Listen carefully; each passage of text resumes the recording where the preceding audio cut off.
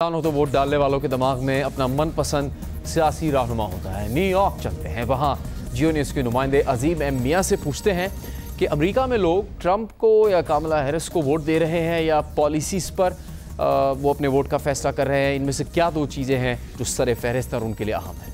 क्या आप सिर्फ कमला और ट्रंप की बात कर रहे हैं या कोई आप उसूलों की बुनियाद पर वोट दे रहे हैं?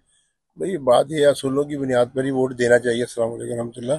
वो असूलों की बुनियाद पर ही वोट देना चाहिए। हमारा असूल ये है कि शुरू से हमारे लिए डेमोक्रेट पार्टी को हम लोग शुरू से वोट देते आए हैं और उन्हें हमें और जितनी भी कम्युनिटी इंटरनेशनल यहाँ पर रह रही है इमिग्रेशन वाली इमिग्रेंट उनको सपोर्ट किया है। Are you voting just because one is Kamala Harris and the other one is Trump, or you are voting on the basis of their policies? I think in this case, it would be really nice to be able to focus on the policies. I mean, that's obviously very important, but I think that things have turned very black and white. Either you're a Republican or you're a Democrat. You go to grocery shopping, 1 gallon milk is like around $5. So that's a lot of money. आप grocery shopping के जाते हैं, you spend like $200-300. तो Trump आएगा, Trump will give Trump जब आएगा तो he is not in favor of war. So that's what we don't want. क्योंकि जब भी war होती है, what hits, middle class families सबसे ज़्यादा affected होते हैं। हमारे जो मुस्लिम वोटर हैं वो इस वक्त ये सोच रहे हैं कि वो कमला हैरिस को वोट दें या जो है हम ट्रम्प को वोट दें। मुसलमान होने की हैसियत से हमारे लिए जो बेहतर हो हम उसी को वोट देंगे। जिस साइन को अगर आप वोट देंगे तो उसकी बुनियाद क्या होगी? कौन सी उसकी दो पॉलिसियां ऐसी हैं जिसकी वजह से आप वोट देंगे? उसकी जो पॉलिसीज है related to peace, related to anti war. मेरी ख्वाहिश as a women always going to be vote for women. उसने हमेशा ये कहा कि America first and we will make America great again. तो इस पॉलिसी की वजह से आप उसका साथ दे रहे हैं? जी बिल्कुल। अली सज्जाद साहब, आपके नज़दीक जो अफराद अभी 5 नवंबर को वोट डालेंगे उनके जहनों में पहली तरजीह क्या होनी चाहिए? कितना ज़रूरी है कि पाकिस्तानी कम्युनिटी वोटिंग में शरीक हो और क्या बात जहन में रखें? देखिए, जो आपका दूसरा हिस्सा सवाल का वो मैं पहले लेता हूँ। वो मैं ये ज़रूर कहूँगा कि पाकिस्तानी अमेरिकन कम्युनिटी के लिए इट इज़ वेरी इम्पॉर्टेंट कि वोट डालें और वोट उस तरह डालें कि जो उनके वैल्यूज़ को अपनी तहकीक करें, अपनी इन्वेस्टिगेशन करें कि जी जो उनकी वैल्यूज अलाइनमेंट हो। और वोट सिर्फ प्रेसिडेंशियल इलेक्शन में कास्ट ना करें बल्कि लोकल इलेक्शन को भी बहुत इम्पोर्टेंस दे। लोकल इलेक्शन जो होता है वो बहुत इम्पोर्टेंट होता है। हाँ ठीक है, अगर हम एक तरह से देखें ग्लोबल, ठीक है हम देखते हैं कि जी प्रेसिडेंशियल इलेक्शन, लेकिन यहाँ पे लोकल इलेक्शन जो है वो बहुत इम्पोर्टेंट है। लोकल इलेक्शन में सिटी काउंसिल इलेक्शन है, लोकल इलेक्शन में जो है स्कूल का इलेक्शन है, लोकल इलेक्शन में वाटर बोर्ड का, ये लोकल इलेक्शन है, काउंटी का इलेक्शन है, स्टेट का इलेक्शन है, जजेस जो हैं वो इलेक्ट होते हैं। सो ये सारी चीज़ें जो हैं लोकल में आती हैं और लोकल जो है वो ही बहुत इम्पोर्टेंट है कि बच्चे आपके किस स्कूल में जाएं, उनकी क्या पॉलिसीज बने। फिर उसके अलावा जिस तरह लोकल में ये भी हो सकता है कि ईद की छुट्टी मिल सकती है, ये वो ये सारी पॉलिसीज जो हैं लोकल डिसाइड करते हैं। हाँ, इंटरनेशनल पॉलिसीज जो होगी वो कांग्रेस होगी या इवन प्रेसिडेंशियल लेवल पे होगी, लेकिन local is where really everything happens. कि जिस तरह ट्रैश पिकअप है, जो इश्यूज हैं local which are very critical. So मेरा जो होगा रिकमेंडेशन ये होगी कि जो लोकल पॉलिसीज हैं, लोकल इलेक्टेड ऑफिशियल्स हैं या लोकल कैंडिडेट्स हैं, खासतौर पे उनकी पॉलिसीज देख के उन पर थोड़ा सा तहकीक करके आप ज़रूर अपना वोट कास्ट करें। खासतौर पर पाकिस्तानी अमेरिकन कम्युनिटी या even south Asian American community जो है वो बड़े लो टर्नअप रहती है हमारी, खासतौर पर पाकिस्तानी अमेरिकन कम्युनिटी की। तो मेरी हाईली रिकमेंडेशन होगी कि वोट अपना कास्ट करें और जाके ज़रूर तहकीक करके ये देखें कि कौन से ऐसे कैंडिडेट्स हैं जो कि आपकी वैल्यूज़ को से इन लाइन है। और हर एक रीजन डिफरेंट है, सन कैलिफोर्निया डिफरेंट नॉर्दर्न कैलिफोर्निया से, और कैलिफोर्निया डिफरेंट है बाकी रियासतों से भी। ये मेरी थोड़ी सी ज़रूर रिकमेंडेशन होगी सब पाकिस्तानी अमेरिकन। आमिर सुल्तान साहब, जिन हलकों में पाकिस्तानी या इंडियन साउथ एशियन कह लें उम्मीदवार हिस्सा ले रहे हैं और उनके मुकाबिल जो है वो सफ़ेद फॉर्म है, तो क्या ये राइवलरी जो उनके आबाई ममालिक के दरमियान है वो भी क्या रोल प्ले करती है, या कि मतलब इसको वोट ना दो और इसके बजाय घर बैठे रहो या सफ़ेद फॉर्म को जिता दो? जी, तो ये 2022 में भाई मैंने पहले फर्स्ट टाइम रन किया था, तो ये मेरे साथ हुआ था कि आप तो रिपब्लिकन हैं, वी डोंट केयर कि आप पाकिस्तानी हैं, वी डोंट केयर कि आप मुसलमान हैं, तो खुल्लम खुल्ला नेगेटिव बात है, लेकिन ये हुआ था। आपने क्वेश्चन किया है तो मैं आपको जवाब दे रहा हूँ। लेकिन अल्हम्दुलिल्लाह इस दफ़ा पूरी जो मुसलमान, पाकिस्तानी, इवन पंजाबीज, इवन कल मैं एक मंदिर में गया हुआ था, वो लोग सपोर्ट कर रहे हैं, पंजाबी सपोर्ट कर रहे हैं, बांग्लादेशी, इंडियन, पाकिस्तानी। अल्हम्दुलिल्लाह इस दफ़ा टोटल डिफरेंट, मुझे लाइक ज़मीन आसमान का फ़र्क नज़र आ रहा है मेरी सपोर्ट में मेरे साउथ एशियंस की तरफ से। और यहाँ पे मैं बताता चलूँ आपको, एक बात बताना चाहता हूँ आपको, यहाँ पे मेरे डिस्ट्रिक्ट में 10 to 15,000 साउथ एशियंस हैं, जो कि बनते हैं 10 to 15% of the total voting population. Doctor Nader Khan, कहा जा रहा है कि बहुत ज़्यादा इस वक्त तकसीम है अमेरिका में सियासी तौर पर। इस सियासी तकसीम का ग्रीन पार्टी किसी हद तक फ़ायदा उठा सकती है? क्या फ़ायदा हो सकता है उन्हें इन हालात का?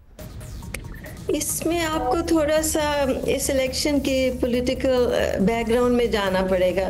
नॉर्मली जब हम यहाँ पर जो पिछले इलेक्शंस जो आपने देखे हैं उसमें दो मेन पार्टीज रही हैं, एक रिपब्लिकन पार्टी और एक democratic party. One is more conservative, other is liberal.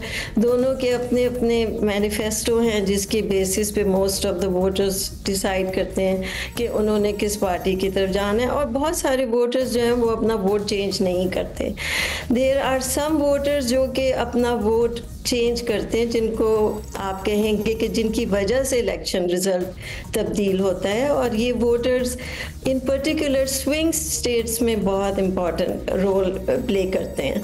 तो इस पर्टिकुलर इलेक्शन में क्योंकि मुसलमान, जिसमें पाकिस्तानी भी शामिल हैं, उनके लिए बहुत ज़्यादा ये डिस्टर्बिंग है कि जो गाज़ा में जेनोसाइड हो रहा है, तो इसलिए वो दूसरी तरफ देखने लग गए हैं कि there should be another party जो इनको रिप्लेस कर सके।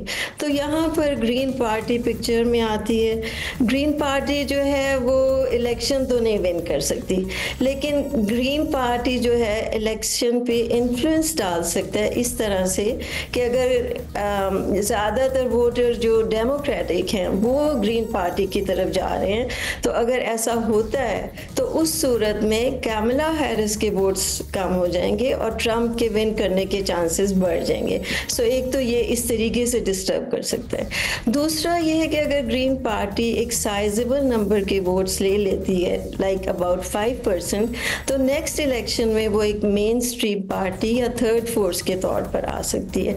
तो बहुत सारे वोटर ये भी सोच रहे हैं कि ये दो पार्टीज जो हैं इनका एजेंडा प्रो इजराइल है, तो we should support green party, ताकि इन फ्यूचर कोई ऐसी पार्टी हो जो कि इनसे फ़र्क एजेंडा पे काम करे। सो करंट इलेक्शन के रिजल्ट्स पे इसका इन्फ्लुएंस इतना ही होगा कि स्विंग स्टेट्स में डिस्टर्बेंस क्रिएट कर सकती है for Kamla Harris, and Trump की विन में रोल प्ले कर सकती है। प्रोफेसर नईम, कामला हैरिस की इंतखाबी मुहिम का दावा है कि डेमोक्रेटिक सदारती उम्मीदवार की पोजीशन इस आखिरी हफ्ते में मजीद बेहतर हुई है। आपके नज़दीक वो क्या फैक्टर्स हैं जो अनडिसाइडेड वोटर्स को किसी एक तरफ ला सकते हैं जब अब वक्त करीब आ चुका है? देखिए, अब जैसे जैसे इलेक्शन नज़दीक आ रहे हैं वैसे लोग जो हैं वो अपने जहन बनाते जा रहे हैं, और उसमें अब वाज़े तौर पर, क्योंकि बहुत कम टाइम अब रह गया है, तो लोगों ने अपना माइंड तो बना लिया है। लेकिन उसके अलावा भी बाज़ ऐसे फैक्टर्स होते हैं, जैसे अब सर्वे से हमें बात पता चल रही है कि कामिला हैरिस जो है थोड़े से मार्जिन से आगे हैं, लेकिन हम मुख्तलिफ फैक्टर्स को देखते हैं कि किस तरह से इस आखिरी हफ्ते में कामिला हैरिस की जो है वो सपोर्ट बेस बेहतर हुई है, और उसमें मेरे ख्याल में उनको अभी तक जो सबसे ज़्यादा एडवांटेज है, एक बैलेंस पर्सनैलिटी के तौर पर वो इमर्ज हुई हैं। दूसरा, उनका अपना जो बैकग्राउंड है वो ब्लैक अमेरिकन और एशियन ओरिजिन का, वो उनको एक उनके लिए एक सपोर्ट का बाइस बन रहा है।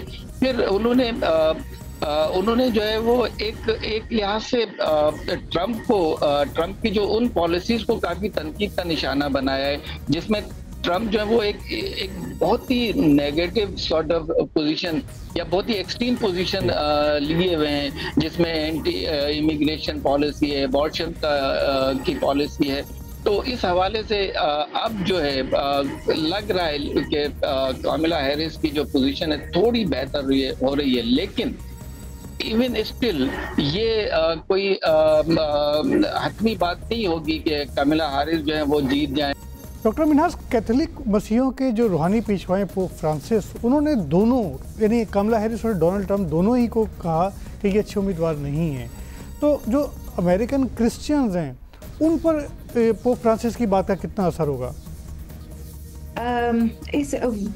अब ये आप देखिए कि पोप फ्रांसिस जो हैं मतलब कैथलिक्स के लिए उनकी बात बहुत अहमियत रखती होगी, क्योंकि वो दोनों को एक लिहाज से जिंदगी के खिलाफ समझते थे, मैं यही कहूँगी, चाहे वो अबॉर्शन पॉलिसी हो या चाहे इमिग्रेशन पॉलिसी हो।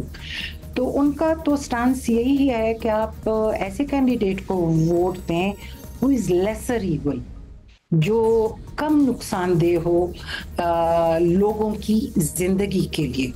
तो उनका फोकस मेरे ख्याल में कैथलिक्स के लिए या उनके जो ख्यालात हैं वो कैथलिक्स के लिए ज़्यादा अहमियत रखते होंगे, बजाय इसके कि बाकी जो क्रिश्चियन ग्रुप्स हैं या माइनॉरिटी फेथ्स हैं उनके लिए मैं नहीं समझती कि वो इतनी अहमियत रखती होगी उनका ये बयान। नसीम, कहा जाता है अमेरिका में लॉबी की जाती है, अभी भी आपने भी कुछ वक्त पहले जिक्र किया, तो अब अगर हम ये जानना चाहें कि इस इलेक्शन का सबसे बड़ा फ़ायदा किसे होगा? मेरे ख्याल में इलेक्शन जो है वहाँ पर आप जानते हैं कि बिलियंस ऑफ डॉलर की इंडस्ट्री है, तो लेकिन इसमें आप ये देखें कि यहाँ तक है कि डोनाल्ड ट्रंप जो है वो अपनी कैब तक बेच रहे हैं मेगा, तो फ़ायदा पता नहीं किस हद तक जा रहा है इसका, लेकिन मेरे ख्याल में इसका जो सबसे बड़ा फ़ायदा है वो ग्रीन पार्टी को होगा, क्योंकि रिपब्लिकन्स और डेमोक्रेट्स इन दोनों से जो बददिल हैं उनमें से बहुत बड़ी तादाद उनकी ऐसी भी है जो घर बैठने के बजाय ग्रीन पार्टी को वोट देना चाहती है। तो ग्रीन पार्टी जो है वो कितना मार्जिन लेकर सामने आती है ताकि नेक्स्ट टाइम के लिए वो मुस्तकबिल में कितनी बड़ी जमात बनकर उभरती है। वो जीते नहीं भी तो वो कह सकते हैं कि हमने पहले से इतने ज़्यादा वोट हासिल।